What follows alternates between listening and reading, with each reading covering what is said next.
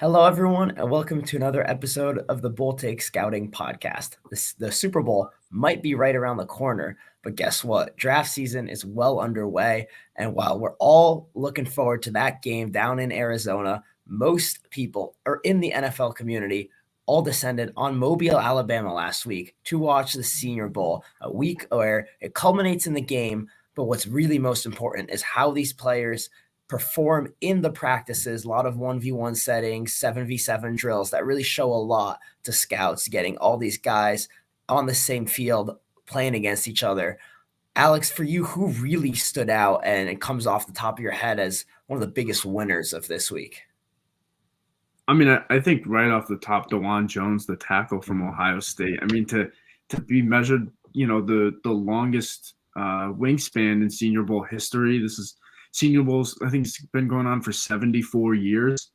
To really, get that title is massive. I think also with his performance throughout the week as well, I'm pretty sure he's kind of bumping up his stock to a possible, early round two prospect, which is obviously a huge win because those early round two offensive tackles, one or two often hear their name called at the end of round one is a little bit of a surprise. So to have his name up there this early on in the process is probably pretty good thing for him. Absolutely. He was completely dominant that first day. Ended up sitting out the rest of the week with an injury, but he really left his mark on that first day. And to me, honestly, I think he's still being really underrated. I actually have him rated as a mid-first rounder. I have him as my second rated offensive tackle, right behind Broderick Jones and right ahead of Paris Johnson and Peter Skoronski. Because what I see on tape is an absolute mammoth of a man who you cannot move back. He's got one of the best anchors that I've ever seen in pass protection.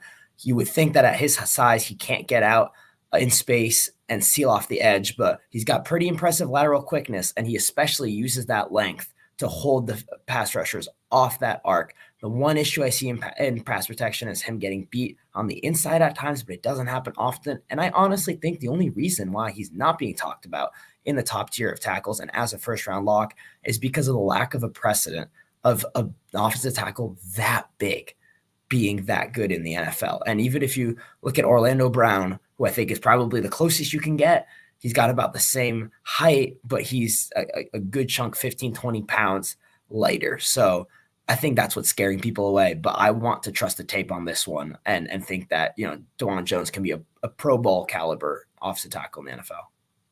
Yeah, as a Jets fan, I just get a little bit concerned because of the whole Mekhi Becton situation. Yeah. I mean, he showed a ton of promise his rookie year. And, I think that showing out is a better prospect than Becton was. But just that size, very similar size between the two. And we've seen Becton, marred by injuries these past few years, which is, really unfortunate. And, I don't want to make any predictions, but that's just a little bit concerning for me. I do agree that I think you have to factor in that the durability could be an issue. But I mean, so far, so good with Dewan Jones, apart from this minor injury at the Senior Bowl. Now, another guy on the offensive line that really impressed me was John Michael Schmitz.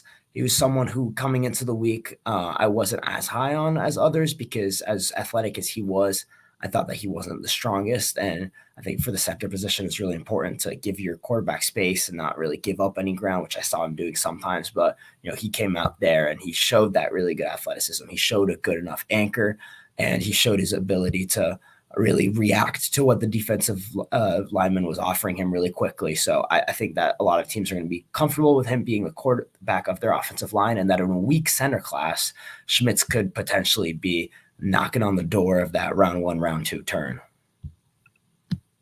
Yeah, I think we can run through a couple more guys that impressed this Senior Bowl. What about the running back Tank Bell? Wide receiver.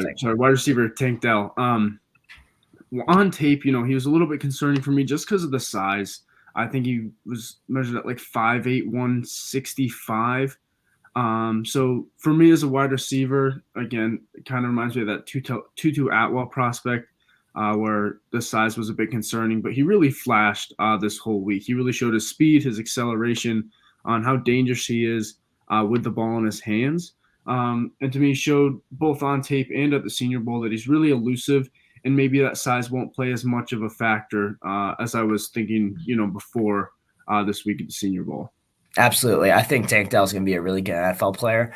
And I think it's interesting how you bring up Tutu Atwell and how he hasn't really panned out and was a second round pick, probably in about the same range that Tank Dell will go. But Atwell really couldn't get off route contact. The second a defensive back had his hands on him, he was getting rerouted and really couldn't do anything from there on. I don't see the same thing with Dell. He does have a slighter frame, and he's obviously not the strongest guy. You're not going to be asking him to outmuscle anyone on a contested catch, but he can work through route contact. And as you said, he's a great athlete. He's dynamic. He's a real playmaker. He's a good route runner with the potential to get even better. So I like Tank Dell, and I think what he showed in the Senior Bowl is going to translate to the NFL, and he should be someone who's going around in the top 50 is where I have him. Yeah, and I mean on tape as well, he showed his ability as a return man. Oh, yeah. And we saw a few games this NFL season where being a returner or in a dangerous returner at that is, a huge benefit to teams in close games. So I think the return ability from a guy like Dell should definitely be taken into account as well. Absolutely. And now another guy who really brings that dynamic element to an offense, who really showed out the Senior Bowl as well, is Tulane running back Tyjae Spears. And I think he's an interesting evaluation because you want to fall in love with that dynamic ability. Well, as soon as he gets into space, he's so dangerous. He strings cuts together really well. He's elusive. He's got good acceleration. And he showed a lot of pass catching ability at the Senior Bowl. So there's a lot to work with there. I'm just not sure how he projects as a runner between the tackles. And so I'm not saying don't draft Tyjae Spears because I think he can be a really good element to an offense. I think he would just be best used as like a change of pace or even like a 1B option to, a stronger back who can handle the load and handle short yardage situations where power is more important. That's how I see Tyjae Spears fitting in the NFL, and he really did show that in the Senior Bowl practices that he's got that explosive element. Yeah, I think I've kind of heard that he might be trending up to that round 2 conversation, and I think especially in today's NFL where you are kind of leaning towards that running back by committee approach, I think late round 2 might be a solid option for him. Round 2, early round 3, because you mentioned that receiving ability. Yeah, he might not be a guy that can hammer it in that short yardage situation, but on third downs, obvious passing situations, and then obviously, like you mentioned, as that change of pace back, I think he could be really beneficial to an NFL team. Absolutely. One last offensive guy before we move over to the other side of the ball, who I think really stood out, was Michigan State wide receiver Jayden Reed. He's a guy who really does everything well. I mean, he's got good route running ability, definitely showed that at the Senior Bowl, is getting consistently open in that way. He's got good strength to work through route contact. He's a solid athlete. He gets the contested catch. I'm really looking at Jayden Reed as someone who I think is going to be a steal in this draft, even after his stock going up at the Senior Bowl, because right now he's probably still in that round 3 range. And I have a late round 2 grade on Jayden Reed because I think he can be such a solid wide receiver too, who can succeed running a diverse route tree. And you can really ask anything of him and he's going to be able to do it. Yeah, I think that is a good way to round out the end of our offensive winners for the Senior Bowl week. Now let's move into our defensive winners. And Kosta, I'll let you take this one first. Who stood out the most to you on the defensive side of the ball?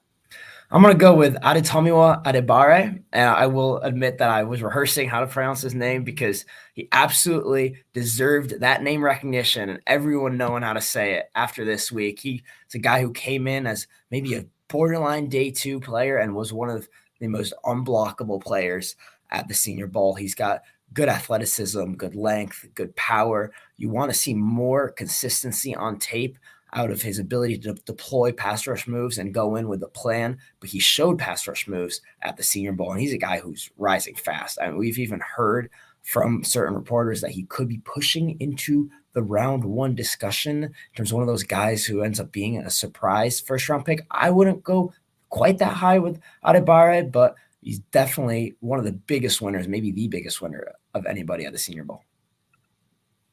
Yeah, I mean, going from, that round 3 projection to possibly a late round 1 projection is obviously huge. I think he also showed some versatility. I think he lined up at both defensive end and defensive tackle this week. He also weighed in heavier than expected, which is always good. I thought when I was looking at his measurements pre-Senior Bowl, I thought he was a little bit of a tweener almost at the defensive tackle position. So being able to show versatility between defensive end and defensive tackle and weighing in at what he weighed in at, I think is definitely a huge plus for him. Yeah, I like that you bring that up because while we're talking so much about these guys having been dominant on the football field, a lot of them came in with good measurements that really helped them out. Like, for example, going back to Tyjae Spears, he added 10 pounds. He's kind of a slighter back, showed that he was able to add that weight and still looked really explosive. So often you can already get an edge right off the bat with that measurement and then go confirm your stellar play on the field. So who's another guy on the defensive side that you think really upped his stock this week? I think Sidney Brown, the defensive back from Illinois. I think he was flying all over the field this week. On tape, I saw a really good tackler. I know we kind of harp on this with safeties, but tackling to both of us is a huge positive when it comes to safeties and really important thing to have. But I just think that he showed his football IQ is there as well. He was going all over the field from that spot, and I just think he had a really, really solid week and is bumping up in his draft projection. Yeah, he reminds me of Jalen Petrie, who last year came in as a maybe third round guy, ended up showing out at the Senior Bowl. Even though he came in as someone regarded as more of a run defender, was great in coverage drills, ended up going top 40 and was one of the best defensive rookies in the league. And I could see Sidney Brown following the same trajectory because Brown was outstanding in man coverage at the Senior Bowl, be it against running backs, tight ends, or even wide receivers. And we didn't see him getting as many opportunities in coverage on tape. So it was really good to be able to see that he excels in that regard. So right now, it's hard to find weaknesses to me in Brown's profile. He doesn't really stand out as elite in one category, especially in terms of traits, but he's a good athlete. He's got a good build. He's strong. He's a good run defender with a good read and react ability, solid tackling, and he can cover really well. So he's someone who, for me, is contending for the top safety spot, and that says a lot because people are really high on Brian Branch, but I'm just going point by point in what you're looking for in a safety, and I might end up putting Sidney Brown over Brian Branch at the safety position. Yeah, I think definitely the Jalen Petrie comp is really a great comp. Another one that I thought of, Kirby Joseph, who also elevated his stock at the Senior Bowl. Yeah. And who, another one, great Senior Bowl week, obviously did not get drafted as high as Petrie, but he had another stellar rookie season for the Lions.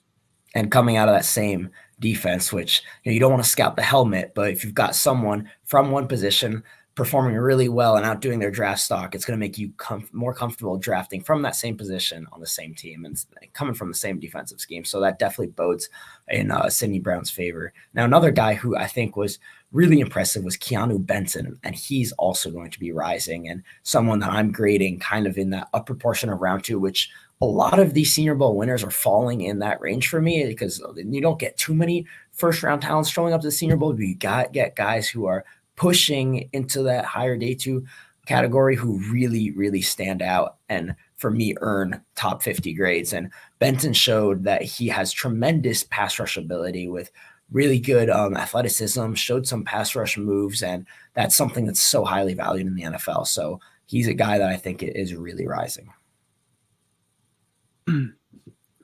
Yeah, I think those are a good couple defensive guys that stood out. Any other ones that stood out to you, Kosta?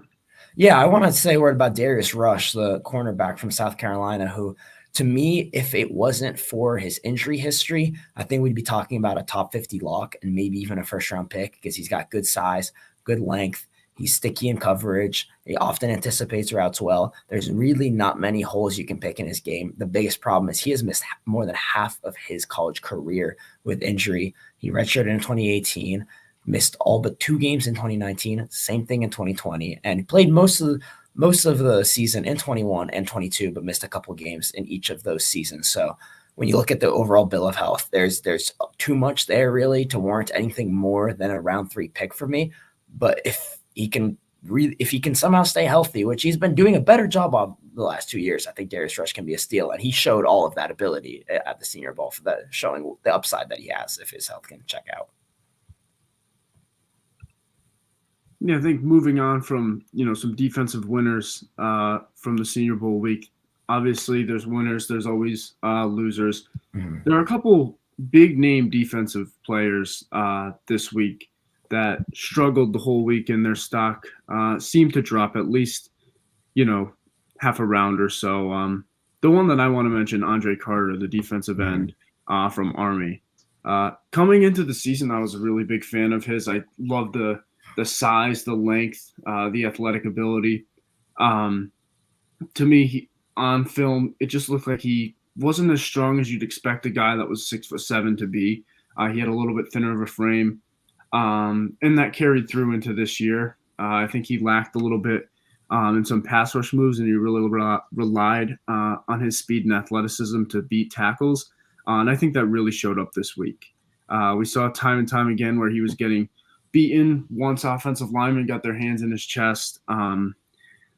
So I think there was that early round two potential for him just because of his size and athletic ability. I think he might be falling to possibly a round three prospect now, which is unfortunate. But I do expect him to still be a really good player in the NFL. I think assuming he could put on, you know, 10, 15 pounds of muscle in an NFL weight room with NFL nutrition. I think that can go a long way for him, but just not a great week for Andre Carter. I agree. He's probably the biggest loser of this week. And you mentioned how he gets beat easily when a offensive lineman gets his hands into his chest. What's also concerning is he does have good length, so he often manages to win that battle and get into the offensive lineman's chest, but then he doesn't manage to move the offensive lineman at all, which is pretty rare. Usually, when you see a defensive lineman getting their hands into the opponent's chest, they manage to generate some movement. For him, there really isn't much, which shows that he does need to hit an NFL weight room really hard, gain some muscle, gain some strength, and I think that's going to be a little bit more of a developmental process than we might have hoped for with Carter. So he might be a guy who goes around 3 or 4, like you mentioned. So I think that's a little unfortunate for him to have not performed as well as we would have hoped. I think another defensive lineman who I was really high on, and I would have expected to perform better, was Isaiah Foskey from Notre Dame, because I think he's a really well-rounded guy who's got good speed, good strength, and on tape, I saw a decent array of pass rush moves. I saw some ways in which he could win with his hands. Now, the Senior Bowl, it seemed like he really just didn't have a plan for a lot of his 1v1 reps, and he disappointed in that regard. So that's a guy who I'm going to have to reevaluate a little bit, because I had him as a mid to late first round pick, and he didn't look like a first rounder at the Senior Bowl. So I was disappointed by Foskey. Yeah, I definitely think that he's another guy that lowered his stock. I definitely wasn't as high on him coming into the season as you were, but I definitely thought that he could be, that mid first round talent guy. And I agree, he didn't really show it this week. I felt like throughout watching his tape, the biggest issue to me was lack of pass rush moves. And that definitely showed this week. Like you mentioned, it looked like he was going into a lot of reps really without a plan, just kind of trying to do it on the fly. That's not going to work at the NFL level. I think he tried to rely too much on, his strength and ability to kind of muscle past offensive linemen. And we mentioned a few offensive linemen that had really good weeks, and it seemed to be decent talent there at the Senior Bowl on the offensive line side of the ball. So definitely not a great week from Foskey either. Yeah. And so on this loser side, let's flip to the offense. And I think we could lump the whole quarterback position into this category. We knew going into the Senior Bowl that this was not as nearly as talented a crop of passers as we've seen in the past. We've seen Justin Herbert perform in this competition, Dakota Prescott as well. But this group was not talented, and no one really stood out. We were kind of hoping someone would emerge. You could argue Jake Hayner had a decent week, but overall, I was disappointed with a lot of these guys. Max Duggan looked pretty rough.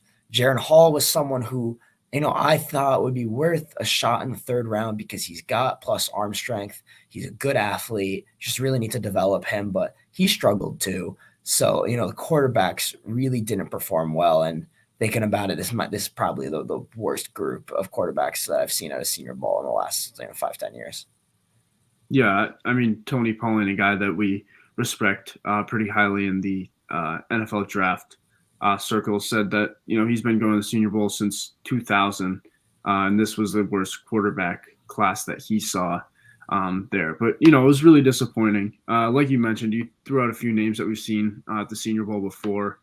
Like you mentioned, Justin Herbert, Prescott, Jalen Hurts also Yeah. was at the Senior Bowl. And I feel like more quarterbacks are declaring early for their. I mean, why wouldn't you, right? Yeah. If you're going to be a top, round one, even round two prospect at this point, why would you go back for another season? So I think we're just going to start to see that with the quarterback talent start to decline as we continue to go through the years. And I really think that has kind of happened because teams are more and more willing to take developmental prospects or kind of boomer bust guys ever since probably Josh Allen, I think, Mhm. was, or Mahomes too. Mahomes and Allen in back-to-back years. I think most people kind of thought of them as raw with a lot of talent, but they needed some time to develop. And I think that younger QBs are seeing this, and maybe they show all the skills, need their their tools refined a little bit, and might as well declare early. I think um, Anthony Richardson is an example of that, where maybe if he stayed another year in college, probably refine his skill set a little bit, possibly go to the Senior Bowl next year. Instead, he's coming out. So I think that's what we're starting to see with quarterbacks, and a little unfortunate for the Senior Bowl. I think that's a fantastic point. And Mahomes, Herbert, Lamar Jackson too, they really changed how teams are drafting quarterbacks, and they are more willing to bank on these projects and trusting their coaching staffs to develop them because those guys came in pretty raw and turned into superstars in the league. And as you said, I think Richardson, Will Levis too, can really thank them because if these guys were coming out at this point in the early to mid 2010s, I don't think we're talking about first rounders. It's really the precedent of the few guys that we've mentioned who have been able to show that projects can work out the quarterback position, and as you said, it's affecting the Senior Bowl. Yeah, and we have a question here that says, was the QBs or did the defenses have good players? I think it's both, right? I think the defense did have a lot of good players at the Senior Bowl, but I just think going into the Senior Bowl, the QBs were at a lower talent tier than what we're used to. So I think we were expecting one or two of them to kind of elevate themselves above the other. And just unfortunately, I don't think anyone did. I think, if anything, some of them might have lowered their stock a little bit coming out of Senior Bowl week. Yeah, I'd say there were definitely instances where it was just, the defense was outplaying the offense and the quarterback couldn't do much about it. But also, so much of these quarterbacks, or so many of these quarterbacks, really struggled in the 7v7 drills because they just couldn't process what was going on fast enough. And they would, instead of trying to fit the ball into a tight window, trying to get a big play, they would just resort to their check down option. And that happened time and time again. And that's just not how you stand out at the Senior Bowl. And that's kind of doesn't have much to do with what the defense was offering. It's just that they struggled in the Senior Bowl setting, which is one that if you're going to be a successful quarterback in the NFL, you're probably coming in with a good grasp of it and being able to perform, even if it is new players, new plays, etc. Yeah, and Javier, another point about Anthony Richardson. I know it's a Senior Bowl recap, but we're wrapping up Senior Bowl talk anyways. So Anthony Richardson will have to sit at least 1 year. What do we think? I think yes. Yeah. I mean, no one has to do anything. They can throw him into the fire if they want, but I think his development would be – he would benefit highly by sitting out a year and just kind of being able to learn the NFL game, kind of learn to read defense a little bit better and refine his skills because the raw talent is there, the arm strength, the athleticism. But I think, we saw obviously Mahomes is a special case because he's a special player. Would he be where he is right now if he didn't sit out that first year? We don't really know. But I think most rookie quarterbacks would probably benefit by sitting out the first year. I totally agree with that take on Richardson. And I think before we get off the air, I mentioned the Super Bowl coming up. It's the biggest event in football. And I know we focus on the draft, but I don't think we can get off the air without giving Super Bowl predictions. So, Alex, do you want to give us yours? Yeah, I got to ride with my guy, our guy, Britton Covey that we interviewed. Sure. The pre-draft process. I'm going with the Eagles, and I the Chiefs have a lot of talent on offense. Obviously, they have Andy Reid. Obviously, they have Patrick Mahomes. Um, but time and time again, um, we've seen, you know, the top defenses in the league win these close games. I know the last time the Chiefs won, they played the 49ers. That 49ers defense was winning for the first, 50 minutes of the game. And then I think, the offense kind of sputtered a little bit and opened the door. So I'm going with the Eagles. I think their offense is also very talented, but that defense and that pass rush, I think is very, very good. I'm gonna go with the Chiefs. And I think I don't want to, count out the Eagles, and full credit to what they've done to get here, but it's the biggest stage that it gets, and it's hard to see such a young quarterback and such a young head coach in Jalen Hurts and Nick Sirianni being able to outduel two guys that are so established, have already won a ring together, have been to a different Super Bowl in which they failed against the Bucks. They've learned from it. I trust Andy Reid and his offensive brilliance. I trust Patrick Mahomes, his experience, his ability to make plays.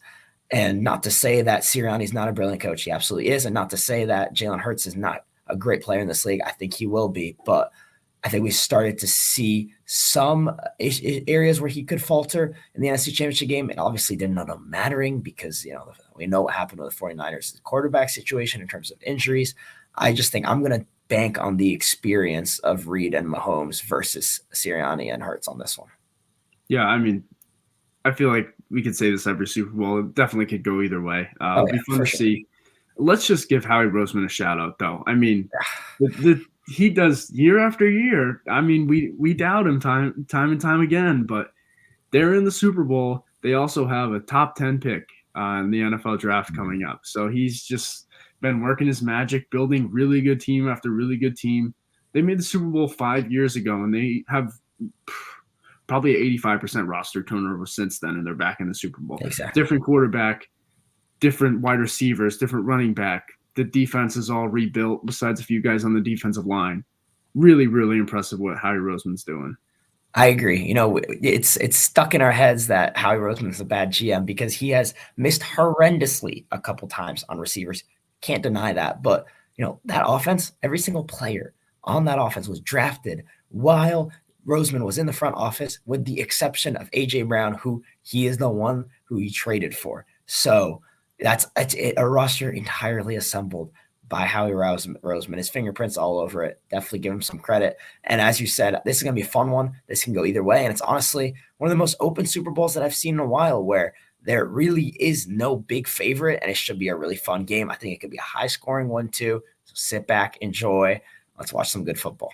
Yeah, before we hang up, I want to give myself a shout out. Before the season, I did name the Eagles as one of the teams I did not think would make it back to the playoffs. So, that was a great call, but, we all have those. Absolutely. But, it's just ever since they made their little playoff run, I was reminded of that. So, yeah. Thanks, everyone, for watching. Thanks for listening. Enjoy the Super Bowl.